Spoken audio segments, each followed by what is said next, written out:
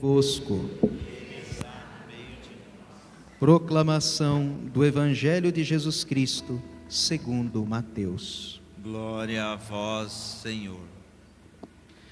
Naquele tempo, Jesus pôs-se a dizer: Eu te louvo, ó Pai, Senhor do céu e da terra, porque escondestes estas coisas aos sábios e entendidos e as revelastes aos pequeninos. Sim, Pai, porque assim foi do teu agrado. Tudo me foi entregue por meu Pai, e ninguém conhece o Filho senão o Pai, e ninguém conhece o Pai senão o Filho, e aquele a quem o Filho o quiser revelar. Vinde a mim, todos vós que estáis cansados e fatigados sob o peso dos vossos fardos, e eu vos darei descanso. Tomai sobre vós o meu jugo e aprendei de mim, porque sou manso e humilde de coração, e vós encontrareis descanso, pois o meu jugo é suave e o meu fardo é leve.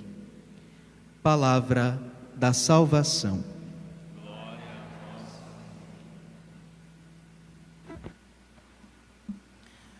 Caríssimos, nesta pregação de hoje eu gostaria de mostrar e enfatizar a importância das humilhações.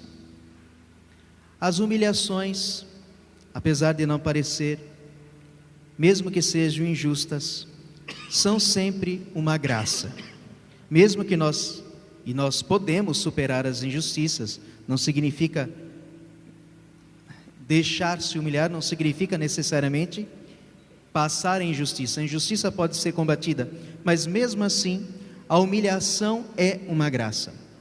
Deixa eu explicar. Vamos do começo. Nosso Senhor está louvando e agradecendo ao Pai, porque quem entendeu a sua mensagem foram os pequenos, os humildes. Para compreender verdadeiramente a Cristo e a sua mensagem, é necessário a humildade do coração. Por quê? Porque o que se opõe à humildade é justamente a vaidade e o orgulho, que é, vamos dizer assim, a primeira célula de todo o pecado. Quando Adão e Eva pecaram, além de ter sido uma desobediência, além de terem crido na mentira do inimigo, tudo isso, mas havia ali uma vaidade, foi um pecado de orgulho. Sereis como Deus. Então, esta foi a grande sedução, ser como Deus, ser mais do que nós deveríamos ser, e sem precisar de Deus. Se eu vou ser Deus, deixa Deus para lá, né? Então, esta semente orgulhosa, esta coisa, esta herança está dentro de nós. Não se engane, meus irmãos, mas esse veneno, se graças a Deus não nos domina, bendito seja Deus, mas essa é uma serpente que sempre está no nosso calcanhar e sempre está a nos morder. Esta é a tentação primitiva do orgulho, da vaidade. E o pior desse troço é que ele é oculto. Veja, às vezes nós pensamos ser humildes, porque nós temos atos e gestos que em si são humildes. E de fato ser humilde diante das pessoas é fácil. Só que lá por dentro a gente está orgulhoso da nossa humildade. Nossa, eu fiz um bem e não falei para ninguém. Eu consegui não falar para ninguém. Olha que beleza. Eu sou uma pessoa boa mesmo, porque eu faço bem e ninguém nem sabe. Pronto. Está lá a serpente mordendo no nosso calcanhar. Ou seja, a gente fez certo, a gente fez um bem, não precisa mostrar para ninguém, mas lá no fundo, eu estou me mostrando diante de Deus, mesmo que eu não pense assim. Então veja, é uma má inclinação da qual nós temos que sempre lutar. Não significa que, não quer dizer com isso que sempre seja um pecado e que sempre estamos consentindo. Às vezes não consentimos, porém é uma coisa que está sempre aí. Isto nos impede de conhecer verdadeiramente a Deus e de fazer verdadeiramente a vontade de Deus, porque a verdadeira humildade não se vive diante dos homens, mas se vive diante de Deus. E este é o grande desafio. Porque o orgulho e a vaidade é uma coisa que sempre está dentro do nosso coração e que nós precisamos sempre combater. Então, vem aí a importância da humilhação. A humilhação é aquela desgraça que é uma graça oculta, porque nos coloca no nosso lugar.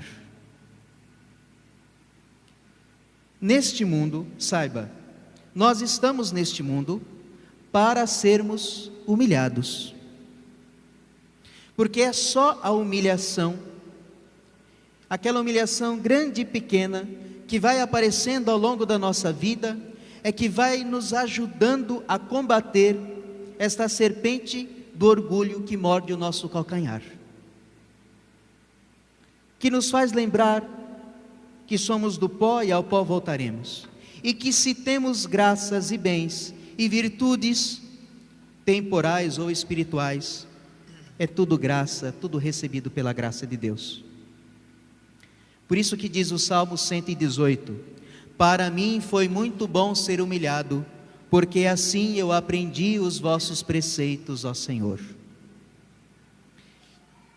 E então, nosso Senhor vem e desce essa terra e nos dá esse exemplo de humildade, e para mostrar que nós estamos neste mundo para sermos humilhados, agora entendendo esta humilhação no bom sentido, como graça e oportunidade de sermos livres do orgulho. Então Cristo vem para quê? Para mostrar a sua glória e seu poder? Não, para se humilhar. É o que nós rezamos na oração da coleta no início da missa. Ó Deus, que pela humilhação do vosso Filho reerguestes o mundo decaído. Como que Deus nos reergueu? Se humilhando. Como que Deus mostrou o seu poder? Se rebaixando. Veja, é o que está escrito na primeira carta de São Paulo aos Coríntios, capítulo 1.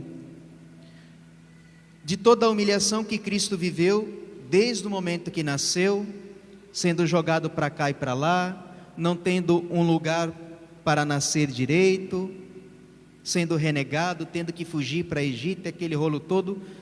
Nosso Senhor, desde o primeiro instante da sua vida, já foi humilhado. Desde das primeiras horas do seu nascimento neste mundo, já começou a sua humilhação. Mas o auge da sua humilhação foi a cruz. Então diz São Paulo, diz o seguinte: nós, porém, anunciamos Cristo crucificado. E o que é Cristo crucificado? Cristo crucificado é escândalo para os judeus e loucura para os pagãos. Ninguém quer ser humilhado. Este mundo não quer a humilhação. Portanto, para uns é loucura e para outros é escândalo. Mas para aqueles que são chamados, ou seja, nós, tanto judeus como gregos, ele é o Messias, poder de Deus e sabedoria de Deus. Veja que Deus mostrou o seu poder na humilhação. Por que é que Jesus não juntou todo mundo lá, ao invés de ter morrido na cruz, não juntou todo mundo lá e não fez um milagrão maior do que todos os milagres que fez, botou uma coroa na cabeça se transfigurou na frente de todo mundo, que nem fez para Pedro e Paulo, Pedro e Tiago e João,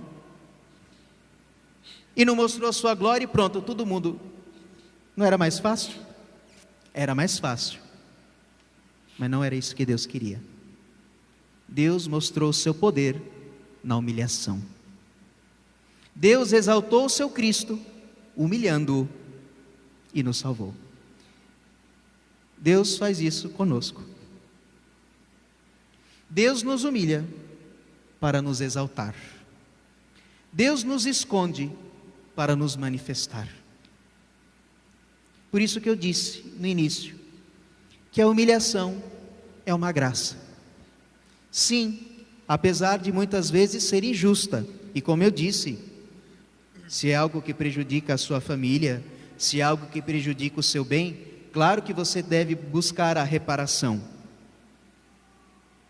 Mas enquanto você passa por aquela humilhação, acolher aquela humilhação, mesmo correndo atrás do prejuízo e atrás da justiça,